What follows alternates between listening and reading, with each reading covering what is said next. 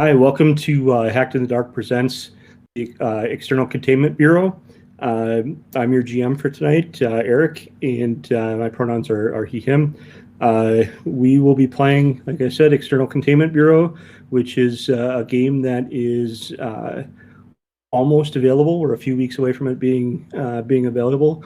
It was I'm one of the designers. We had a great team that worked together. All of us from the Blades in the Dark Discord got together there as far as the design team goes. So just a little bit about the game, and then I'll introduce the players. So External Containment Bureau is in a nutshell, it's a game of paranormal investigators that are not only investigating paranormal phenomena, but they're also fighting red tape. So they get trapped, they get tied up in the bureaucracy of the agency that they're working for. The aim is threefold. So of their investigations, the intent is that the agents need to identify the nature of the phenomena.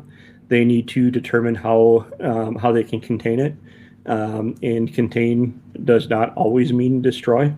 It might, but sometimes it could be the exact opposite of that, where the phenomenon needs to be protected from the non-paranormal, so from the normals. And then the agents also need to obfuscate the truth from the general public. Right, so they have those three goals. We'll go through later on. We'll go as they come up. We'll go through some of the mechanics of it. We had a session 0, and there's a few things that we decided on. We decided first of all for a tone. We want the story to be fairly serious, but we absolutely do not want to avoid humor and a bit of quirkiness on the part of the characters. So, a serious story, but definitely having fun with the characters.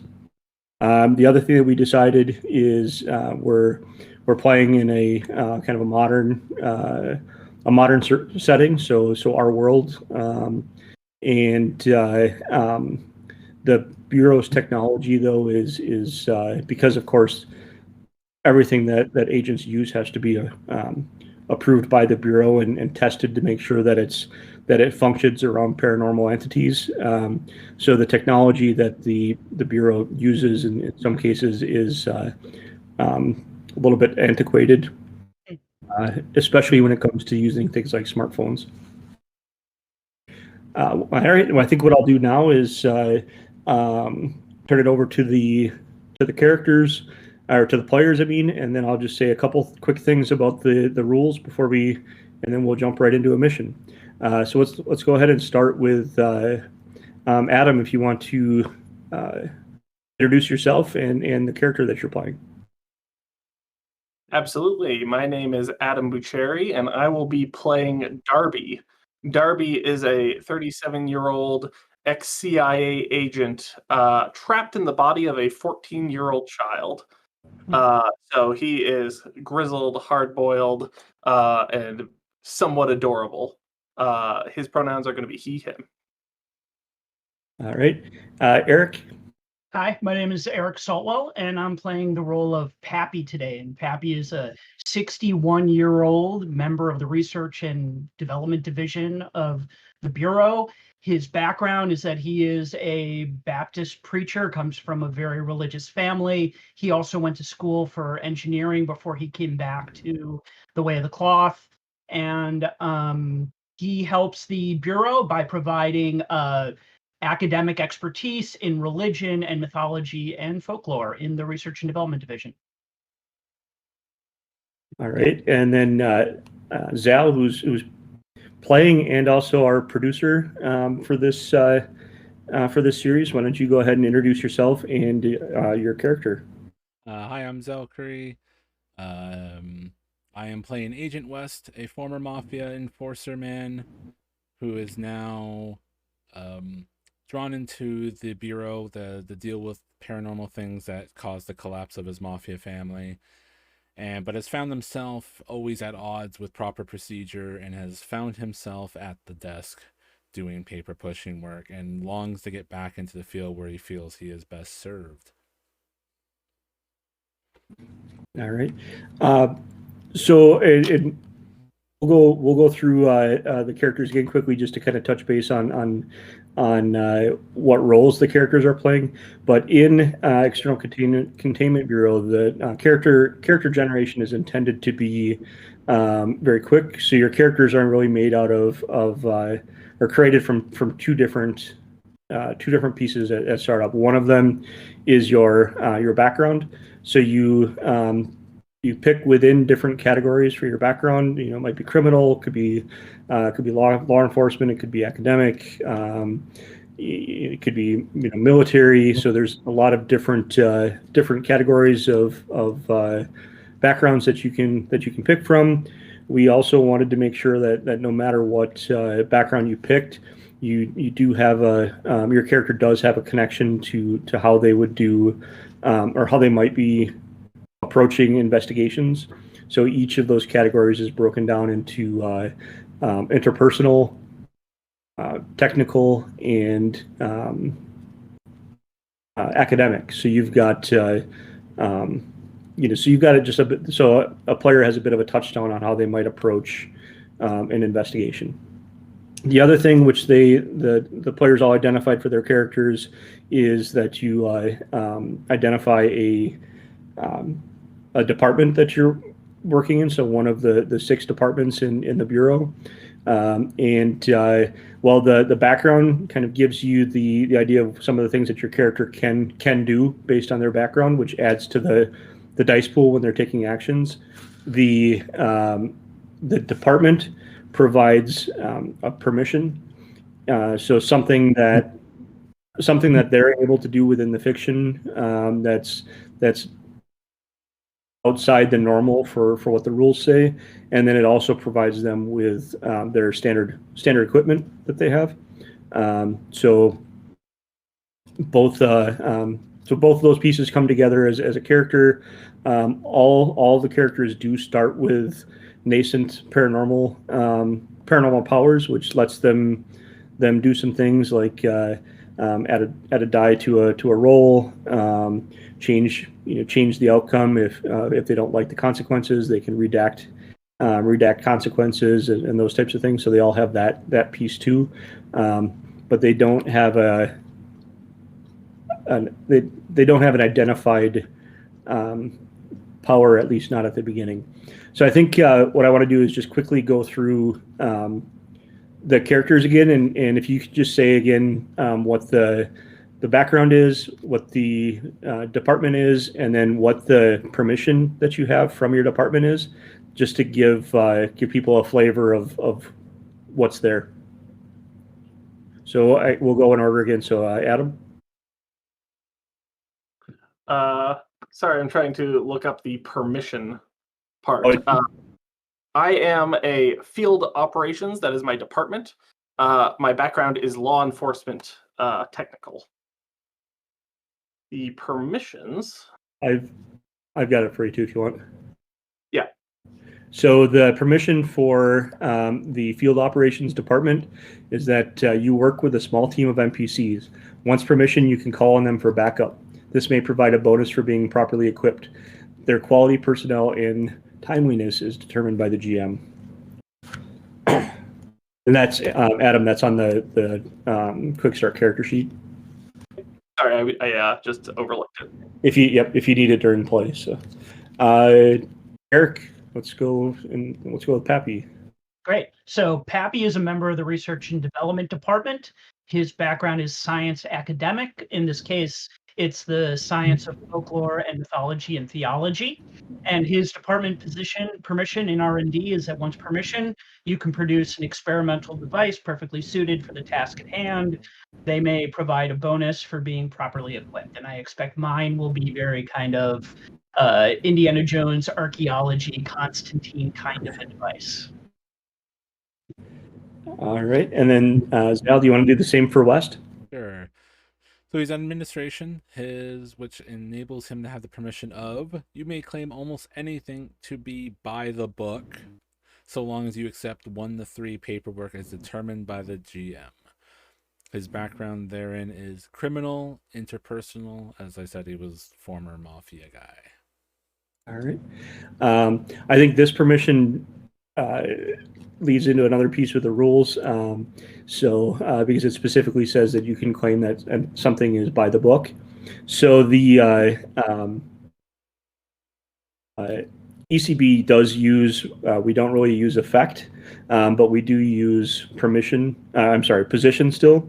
And our positions are by the book. So that's the one that's the safest for the agents. Things are pretty calm. They're going the way they should be. They're following the rules. There's not much risk involved. The next position is risk.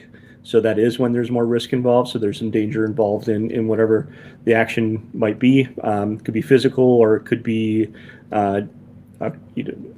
consequence from exposure or those types of things. The last one is danger close. So that one is when things are when they're really in hot water. Either the lid's going to blow off and all the public's going to see what's going on, or they're facing a deadly encounter or something along those kind of lines. So the Department of Administration, if you're in the administration department, you can say that pretty much any action is by the book. But if you do that, you gain paperwork, and paperwork is kind of the hassles that you have to deal with during downtime when you go back to the office. You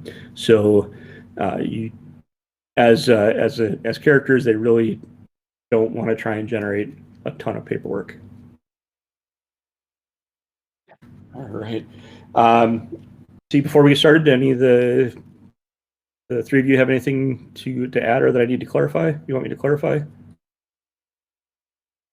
No, I think I'm good. I'm ready to play. All right. So just one more quick, two more quick housekeeping. Actually, one quick housekeeping piece, and then we'll get started. So the missions that agents go on are do have what's called a mission clock. So a mission clock is either generally either 4, 6, or 8 ticks. If it's a kind of a low-key investigation, kind of drawn out, there's not much pressure on it, that would be 8 ticks. If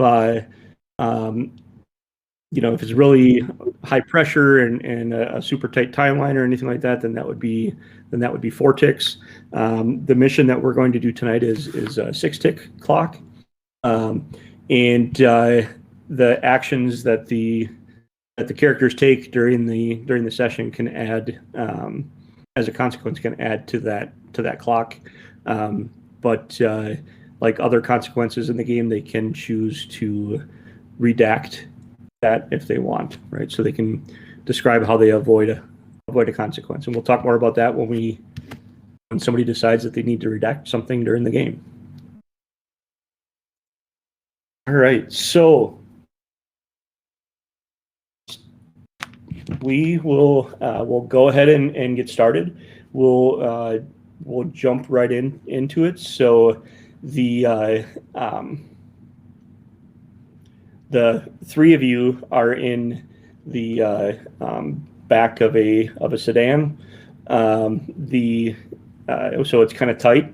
3 of you crammed into the back of a sedan. The driver is pretty nondescript and stoic and kind of staying straight ahead. And your handler is on a small screen in the embedded in the back of the seat, and is talking to you about some of the details of the mission that you're going on. You're in the Midwest in a decent sized a decent sized college town, and you're driving towards a camp, towards the edge of the town. So the director just starts by saying, that this morning a college student was found dead in his dorm room at the Evergreen Institute for Technology. It appears as a suicide, but we have reason to believe that there's more going on here than what's apparent. And we can't disclose why, but this is a very sensitive case. So we've pulled the three of you together to do this. You've worked together in the past. We have decided to give Agent West the opportunity to leave his desk and get back out into the field and see if he can follow the rules this time. Is that right, Agent West? Sure, but good luck with that. No. If you want to be in the field, you should show to us that you can follow those rules. And speaking of rules, I'd just like to say, Agent Darby, have you put on your seatbelt yet? Because I feel that's very important for somebody your age and size. Agent Darby kind of glances up, currently wearing a schoolboy uniform, which is his kind of usual field disguise. And he says, "I've got it across my lap." Okay, that's. I don't like it across my shoulders. It's uncomfortable. It doesn't hit. It like hits me in the chin. I don't want it. Now, Agent Darby, you know that for somebody your size, wearing a lab is fully protected. Gentlemen, if you're done, I would like to add that we're currently distracting the campus police so that they're not actively investigating. They're setting up a perimeter and they're waiting for state investigators to arrive. We need you to find out what happened. We need you to contain the problem, and we need if it does have any elements of the paranormal, we need you to obfuscate the truth from the police, from the campus, and from the general public. Do you have any questions? Do we have any reason to believe that there's been prior incidents of this nature at the university? We're not that we're aware of.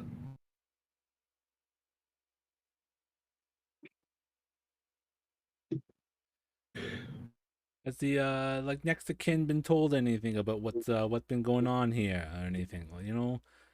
Like wow, bad, No. how no? All right. Work with that. Are we gonna be first on the scene? I'm sorry, what? Are we going to be first on the scene? A friend of the deceased is the one that discovered the body. So the friend was there. The friend has seen it. The initial police on the scene have seen it, but did not. They say they did not tamper with the scene, and they're currently, like I said, they're currently setting up a perimeter. When you arrive, Officer Frank Casters will greet you and show you to the deceased's room. And what is the name of this unfortunate young man? His name is Thomas Frame. Is Frame like a picture? It is, yes. All right. And what is the name of his friend who found the body? The name of the friend was Chet. Sayef, Sayef.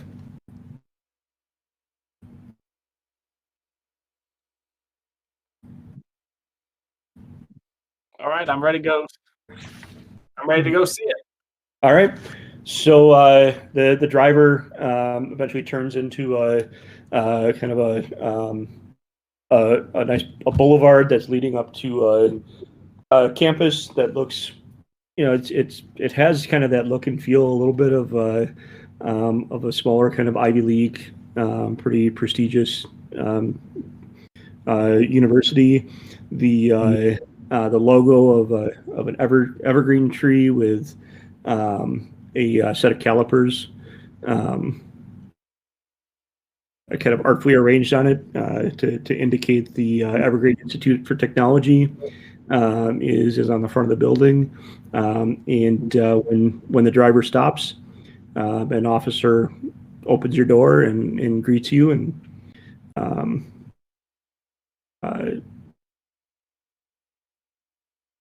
thanks you for coming and offers to take you to the room. A pleasure to meet you. How's it going? I heard some unpleasantness happened around here. He, Officer Masters just kind of grunts. He's like, "It's a shame. I don't know why the state needs to get involved." Well, Perhaps you can tell us what you know of this young man. I was told not to investigate. All I know is he's dead. He hung himself. Well, that is a gruesome way to go. Has his body been deposed of its position when you found it? Still hanging. how many officers responded to the original call? Like who actually saw the poor guy hanging? Just myself and my partner.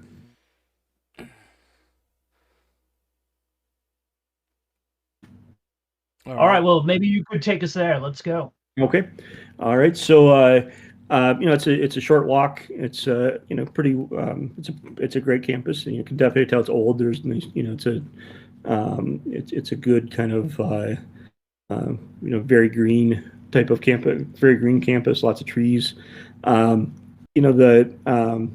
you're walking though, Darby just has this really strong sense of deja vu. Darby, why do you think that's the case? Adam, why does Darby think that's the case? I think it's probably because that Darby initially went to a school very much like this.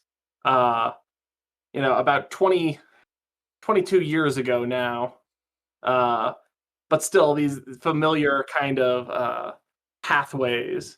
There's kind of an intuitive sense to these kind of campuses. When you walk on down those pathways, a lot can come back to you. Sure. All right. So you go into North Scott Hall, and he takes you up to the third floor, room 318, and lets you in, and he says, I'll be out in the hall if you need anything. So you go in. It's definitely an older, definitely an old dorm. It's fairly recently remodeled, so it's in decent shape. It is a single room, and the bed is lofted along one side, and from the edge of the bed, Thomas Frame is hanging from a noose, and his feet are probably right around a foot or so off the ground. Officer Pappy will very slowly start to move his hand to place over the eyes of Officer Darby because he feels like that's really inappropriate for a kid to see. Okay. Stop it. Look, we got to get the stiff down. I got to get a good look at him. All right. Well, I just want to make sure you're comfortable with this type of carnage. So what do we see on the wall? Like what in the room is going to tell us about Sure. Tom's frame? All right. So he has of all things, he's got a poster of of Alexis from It's Creek hanging on the wall, which is a bit of a shock with the trademark David catchphrase on it. Other than that, there's not a lot kind of on the main walls, but as you kind of look in at the where his bed is, you do notice that there's a lot of dream catchers. A lot of dream catchers that are kind of tacked to the wall. The shelves. The shelves are. There's some textbooks on the shelves.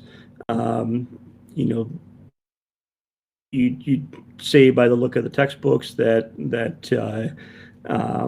he must be a psychology major or minor of some sort. Officer West, why don't you take the body down so the boy doesn't have to be involved with such gruesomeness? I mean, he does got on me, so that's probably a good idea. I mean, why you guys can't go do that? I gotta go find his friend and go talk to this Chet fella. Make sure that see what's on the up and up with this whole weird situation. Fine, I suppose that I can handle it. Before you go, real quick, forgot to ask, which one of you is my dad this mission?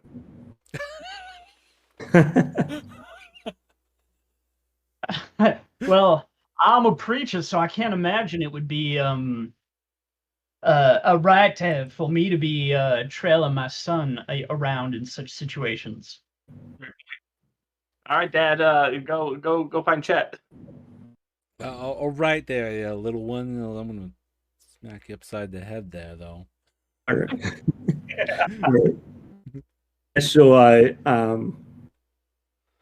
Officer Masters can take you to Chet's room. It's in the same door. It's just a couple floors up. Or, I'm sorry, the same dorm, but it's a couple floors up. So it isn't that difficult to get the body down. Are you? It's the noose is actually like tied as a slip knot. Do you want to? Are you gonna? I would actually like to use my background of academic science to make sure that there are ligature marks around the neck and we see particular hemorrhaging in the cheeks, indicative of a death by asphyxiation. Right. So why don't you go ahead and make a roll? Yep. So when we do an action roll, you get one die for if you're trained as an agent. If this is something that would be done by a trade agent, it absolutely is. Second, you get a second die if it's related to your background. I'll let you decide if it's related to your background or not. Yeah, I think it sure. I think I think it does. Okay. All right. Do you have any standard issue equipment that could be useful? That is really I have a testing kit, so maybe that. Okay. If you if you want to use your testing kit for that purpose, that's great. So is the testing kit a single-use item? It's not, but it would need to be used in kind of a similar kind of way. Yeah, so sure. Established testing kit. So, But I'm just going to leave it. But yeah, okay. So that's 2 dice so far for background and correct. And then agent's training. so you got those two, and if you do want to use some of your latent paranormal ability, if you can explain how that would come into use, you could use that as well at the cost of one residence. Yeah, so I have always had a kind of sixth sense about the otherworldly, and it just sends my hairs a tickle. So yes, I will use that sense to try to inform me about the body. Okay. So that'll give you a third die. This is I would say this is by the book. There's not really much threat or anything to you. The only issue really is it takes some time to do so. Okay. All right, so I'm gonna roll, and I get a 4, a 2, and a 5. All right, so your highest of the 3 dice is a 5. So that's a success with a consequence. So as you're examining the body, especially around kind of where the neck was to begin with, the noose itself was tied in a slip knot, and the injury is consistent with strangulation, not a broken neck, which quite often hanging is due to a broken neck. So this one was not, and you also notice as you're examining the body that there's some kind of really large, deep bruises around the arms, both arms, where it looks like somebody with pretty big, strong hands had done some damage.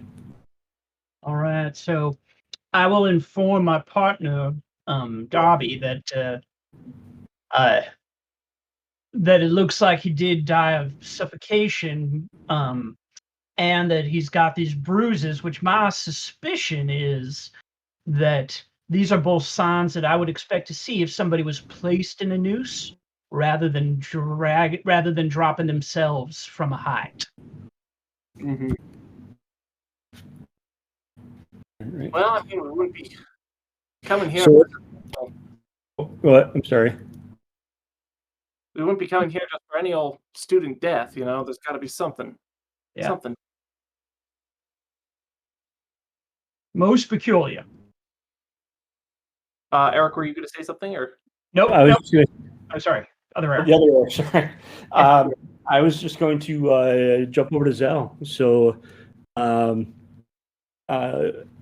Zell, when you knock on the door,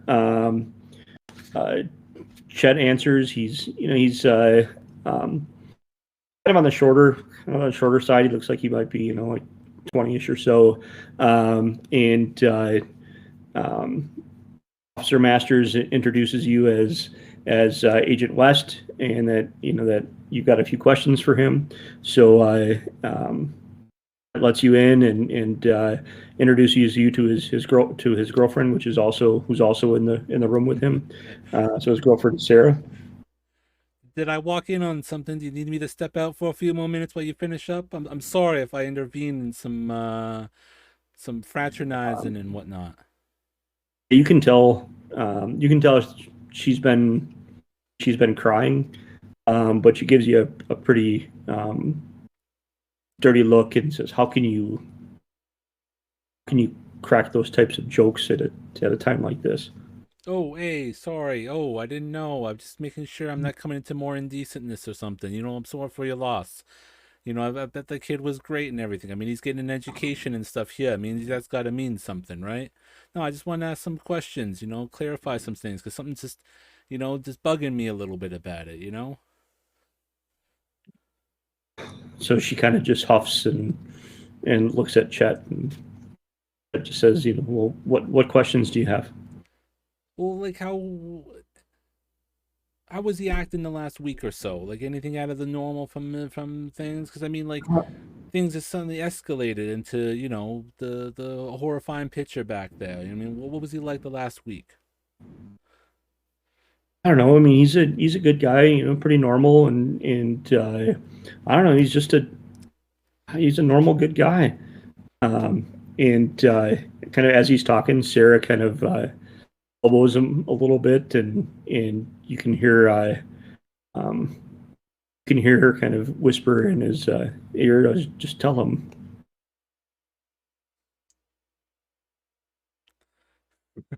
Just wait to see. I want to see his response. How does he react as she nudges him on this? Kind of shrugs it off a little bit and mumbles a little bit more about how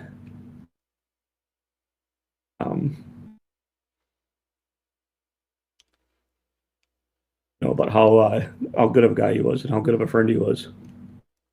I mean, if there's something you need to say, you might as well just say it. Because see, the worst thing that can happen here is that whatever went on with your friend could happen to others, or he doesn't find a good amount of peace, or there's some other problems that come of it. And you don't want that for your friend, right? Like, I'm sure he's a great guy. You know him. You're crying for him. You want things to all be resolved, properly. So I mean, like, you got to work with me. I know you don't know me. I know we're just strangers, but you gotta help me help you. You know what I mean?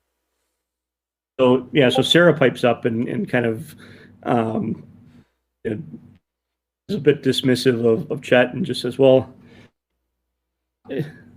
I think I don't know, the last couple of weeks or so, I think he's gotten into some drugs. I think he started. I don't know what it is. I think he started doing some drugs. He's been acting kind of weird. He's been pretty absent-minded. He's always tired. His eyes are glazed over. I mean, I just saw him last night at dinner, and his eyes were all glazed over and had a pretty reddish tinge to it. I don't know. I don't know who he's doing it, where he is, who he's doing it with, but he's definitely been. He's got to be doing some drugs. So you think he's turned into a night owl, but he's burning the candle at both ends, just is what you're saying? I guess. I mean, when I asked him, he said he's not sleeping well. Is that what all the dream catchers are about? Those are a recent addition to his room? They both kind of look at you like, what? Yeah, he's got like a whole collection of them, a variety of shapes and sizes and colors and things. Like, what? Why so many of them for it? Like, even the people that make this stuff only usually have like one or so in their house. Like, why has he got like half a dozen? I don't even know what they are. What, dream catchers? You never heard of a dream catcher? No idea. What are they? That's some weird mumbo jumbo about how it helps you sleep easier and catches the demons from affecting you at night and whatnot, so you can get a good night's sleep. What do you mean you never heard of that? I don't know. That just doesn't seem like. I don't know. That doesn't seem like something he'd do. I don't know. I don't know what he's up to. All right. He's been kind of distant. Distant, not talking to anybody, but he's still been showing up for classes, I take, or has he been loosening out on that too? I don't know. I mean, I think he's been going to classes. We don't have too many classes together, so actually, we don't have any classes together this semester. So I assume he's still going to classes. Does he have is one of his teachers maybe like an idol or something to him? He looks up to a lot. Is someone like that around? Well, I know. I mean, I know he does a lot with his advisor. He works for his advisor. I don't remember his name. I know he works for him. He's in the Department of Psychology. What's his name? He's kind of a bigwigger on campus.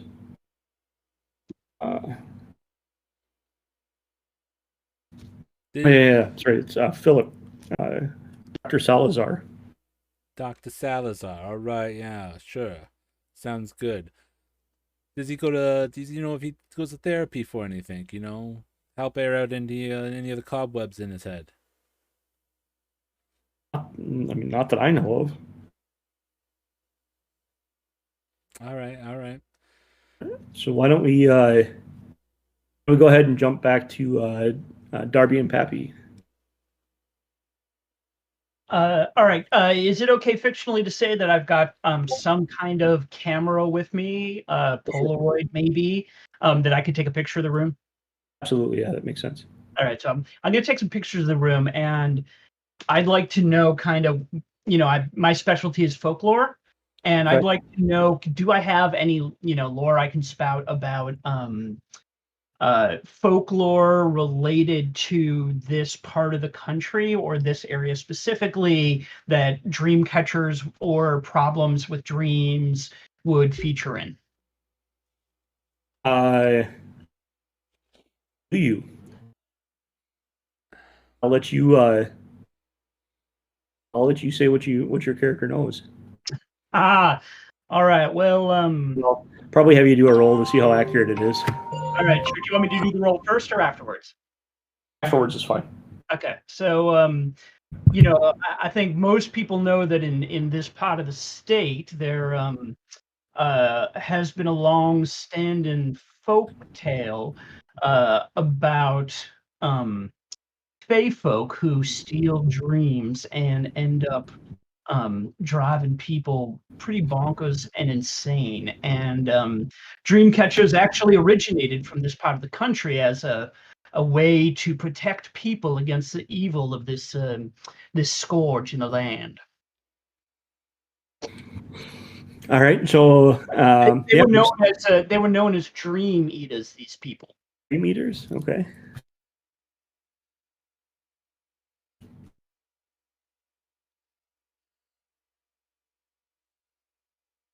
All right. So I will let you go ahead and roll. I'll kind of leave. I mean, this definitely I think is connected to your background. Yeah.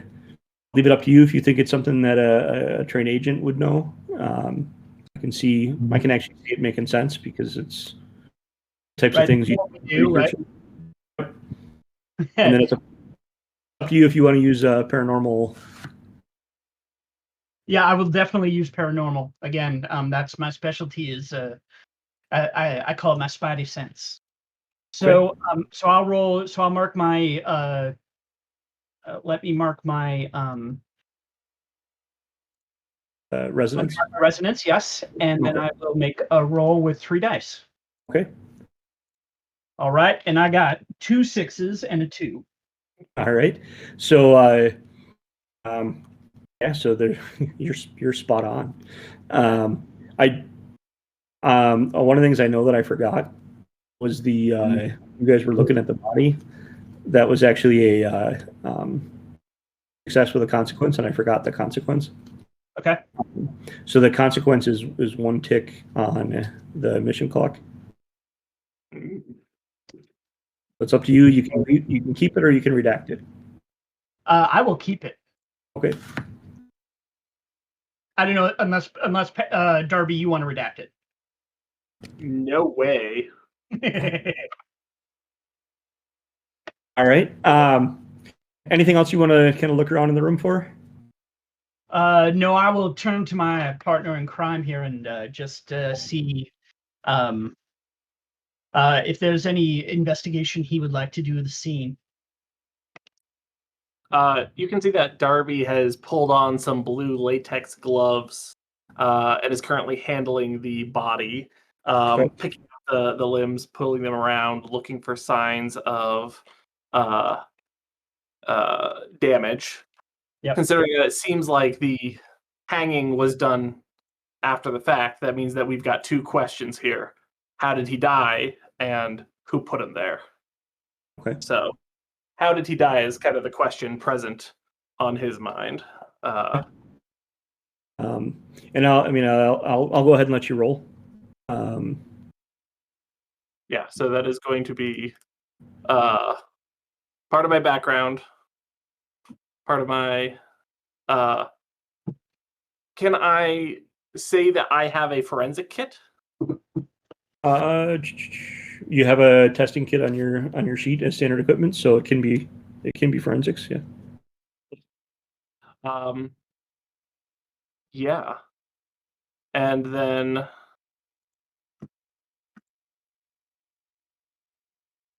that would probably put you at 3 right there. Yeah. Yeah, I feel good. I feel good with 3. Okay. All right.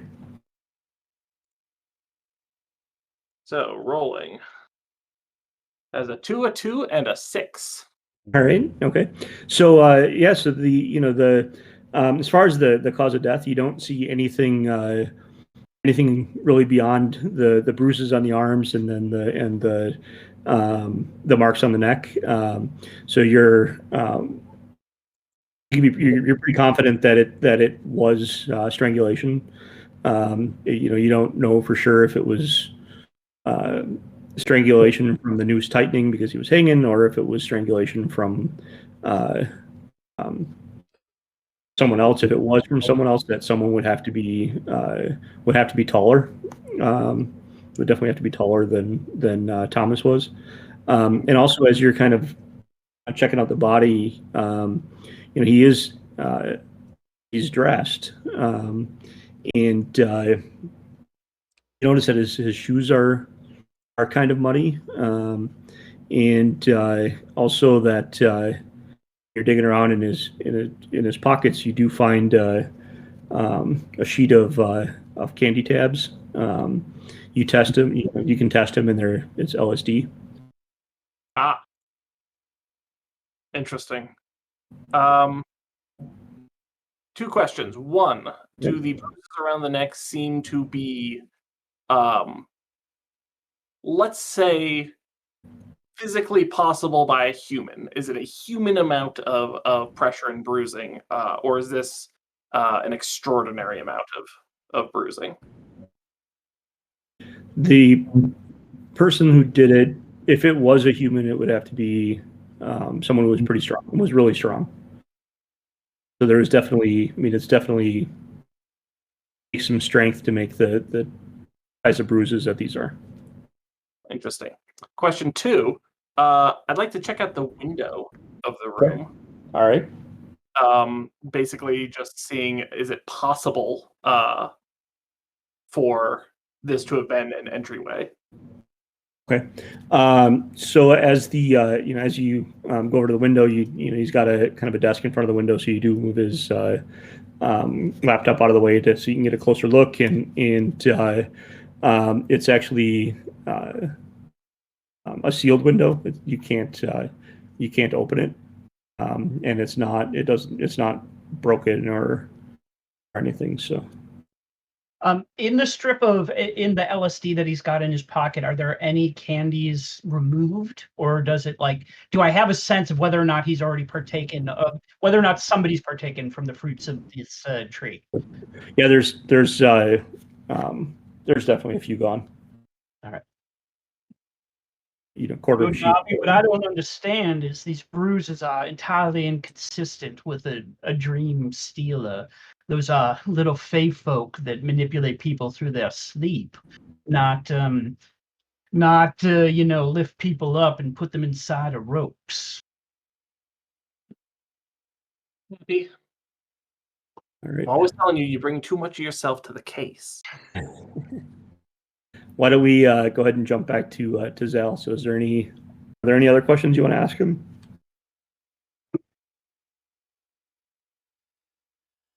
Cheddar or Sarah? Does your friend have a girlfriend, partner of some kind? I don't know if it's necessarily a girlfriend, but they they hang out a lot together. Genevieve Williams. What's this Genevieve look like? I don't know. She's an African American. She's pretty. She's wicked smart. She's a physics student. I don't know. I don't know how else to. What's her dorm room? Where's she residing? She's in Chadbourne Hall, I think. I don't know the room number. All right. Well, kind of hard to. Sure. Kind of hard for guys to get into that room, into that building. So. Oh, what do you mean? What's so difficult about going into a building? It's an all women's dorm, so you can't be in there after 9:00 at night, I think, and you got to be escorted, and I don't know. It's kind of a hassle, but a bunch of extra security and stuff. All right, no worries. I can work my way around that. You guys, given all things, you probably won't have a great night, but try to anyways. I don't have any more questions for you at the moment. May come back, or one of my co-workers might, but for time being, just take it easy. Okay. Now I'm gonna go look for this advisor guy. Okay. All right. Yeah. So there's it's Halsey Hall is the Halsey Hall, which is kind of an odd name, right? psychology department. It's not hard to find his his office. Just kind of a long, down a long hallway, and the most of the doors, they all have windows on them, but they generally have some kind of paper stuck over them. He's got his is covered with paper too on the inside of the windows, so you can't see through, and he's got a notepad kind of with his schedule on. He's got class later in the morning, but What time of day is it actually? it's late morning, so I mean the class is probably early afternoon then. Okay. I want to get some perspective. I was kind of like, I wasn't sure how, like, evening or okay, that's good. Do you catch up with Darby and Pappy before you go, or do you just walk over there? Well, since it's another building, he might stop by the room to check in before he ends up leaving the building entirely to go look for Mr. Salazar.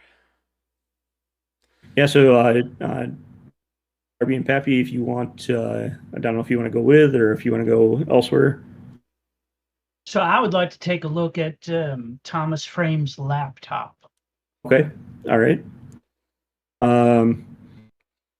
So it does, when you open it, it does have kind of a login screen. So I'm going to have you roll. All right, great. So I'm going to assume that this is not something that I'm trained to do. Okay. Although maybe being a research member of the research and development division, and I do think I have an engineering background, which maybe, I don't know. I mean, if you think that engineering background includes some... No, I don't think it does, actually. Computer science type training? Okay. No, I don't. I think he was more of like a civil engineer kind of a guy. Okay. I think it'd be appropriate to say that some of the agent training would involve, how to get around basic computer security. Yes, great. And I think I will also see if I can pull a password out of the ether. Okay. All right. So I will both mark that, and then all right. So hold on, let me just mark that, and then I will roll my dice. So that's 2 dice. Okay. And I get hold on, roll it. I get a 4 and a 2. Okay. All right. So you're able to. It's pretty trivial. He used the standard, special character at the beginning, and then some standard stuff afterwards. So it's pretty easy. Somehow it just popped into your mind. So you've got you got free reign. You poke around a little bit. Some of the more recent things that he's browsed on the web are kind of really focused on sleep disorders and some web pages about interpreting dreams, which are kind of interesting, but also look to be a bunch of hogwash. So now, of course, everything. Are we able to determine from the pages about dream interpretation if he was looking like, what does foo mean in my dream, that might tell us what he was dreaming about? Let's see here. Yeah, I'll say with a success, you get a sense that he was definitely looking for, what does it mean if you're being chased in your dream? All right.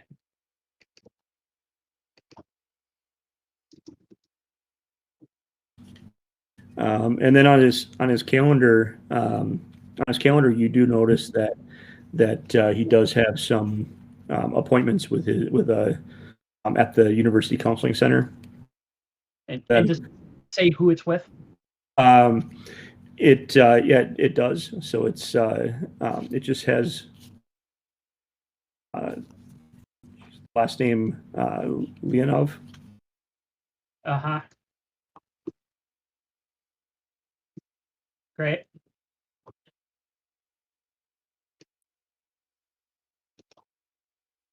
And is that pretty much it? Yeah, the other stuff. I mean, there's some papers and midterm paper type things that are in there that look to be actually not very well done. He doesn't really look like he was the best of students. Probably average, pretty average. Those board's conclusions about operational conditioning is just hogwash.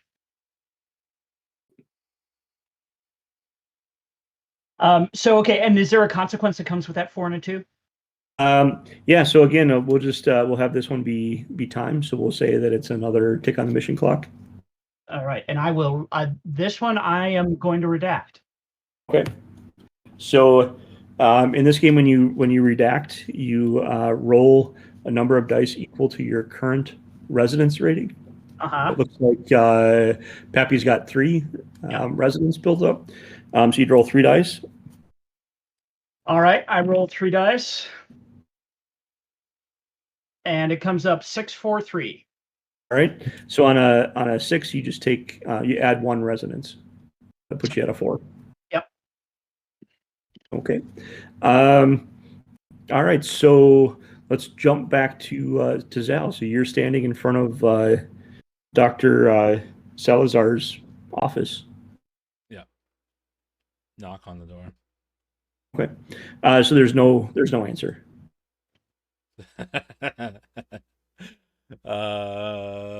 How busy is it around here? Actually, it's pretty quiet. There was the department administrative assistant had her door open, but that's kind of at the other end of the hall.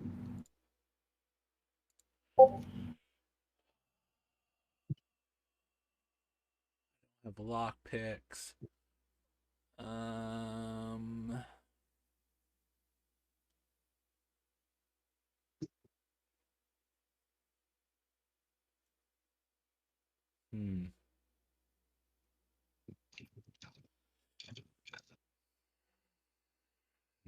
This is a tricky one. Yeah. So as you're trying to go ahead. No, sorry, I'm still trying to think. Go ahead. What were you gonna say? I was just gonna say, as you're as you're trying to figure out what to do, you just kind of test the knob, and it opens. Oh, okay. It's not locked. Oh, good. I don't have to smash the window. What was that? Go good. I don't have to smash the window. Yeah, and Dr. Salazar is actually at his desk, but he's slumped over. He's slumped over his desk. Oh. Where you are, you can't tell if he's conscious, unconscious, dead. You can't tell at this point. I walk into the room and then do that loud closing of the door to try to get attention if he's not out of it. He does not move. Step forward, shake his shoulder. Does not move. The body, the body's warm. You can do a quick check, and there is a pulse. Ooh. It's a fairly strong pulse. Check his eyes. Oh, such a good move. Bravo. All right. Yeah, so his I'm gonna have you make a roll to see how quiet you are while you're doing this. I just said I slammed the door. I'm not quiet at all. I said I slammed the door. I'm not quiet at all. Oh, you slammed the door. Okay, you're not quiet at all. So so for slamming the door, I'm just gonna start a general clock. Sure. Just give it. Let's see here. Just go 4 clocks or 4 ticks. I'm just gonna give it 1 for exposure. You could redact that if you want, but yeah, we'll go with it. Okay. Yeah. So check his eyes. Right. Yeah. So they're, there's they're red rimmed. His pupils are kind of rolled back in his head. But their eyes are definitely. It's not really bloodshot. It's just more of like a reddish tint to the whites of his eyes. Just on kind of the bottom, Like consistently, ribbing the bottom of it. like consistently across all the whites of his eyes. Fairly consistent, yeah. It's not like it's a single splotch or something like a broken blood vessel. Hmm.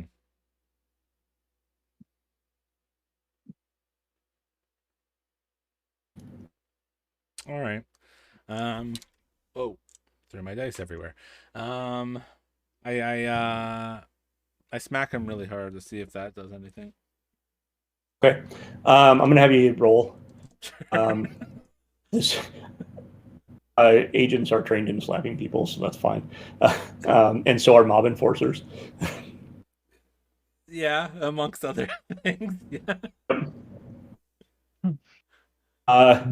Break his Not knuckles sure. to see if he wakes up.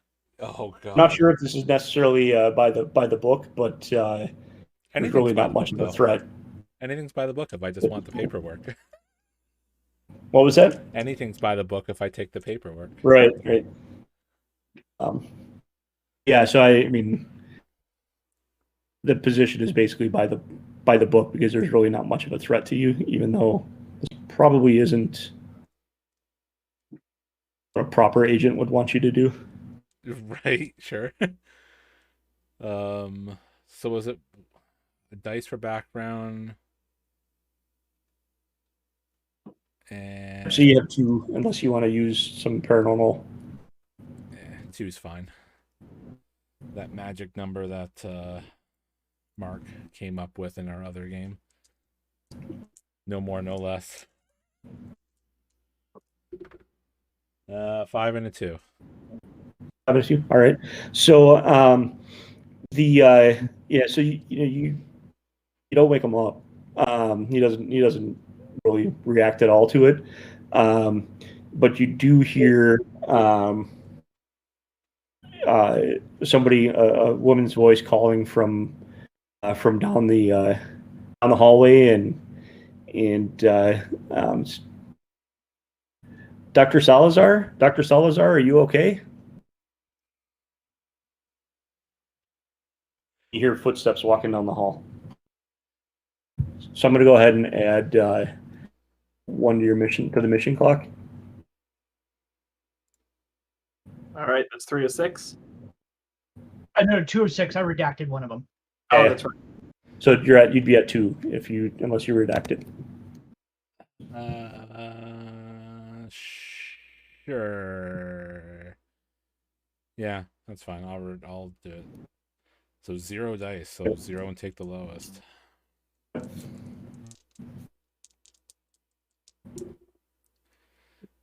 Three and a 1. All right. So that's you add 3. It costs you 3 residents. You need to add 3 residents.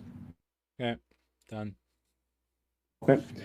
Hey, Eric, just calling a time check that it's 7:09 if you wanted to take another break. Yeah. I was about to say it's a good time for that. Yeah. So, are you guys all right? Are you all right with a 5-minute break? Yep. Do you need more time than that? Yeah, Right, that's good. let's just do 5 minutes, and then we'll get back into it. Yeah. Great. Be back. See you guys in just a Right. few. See you in 5 minutes.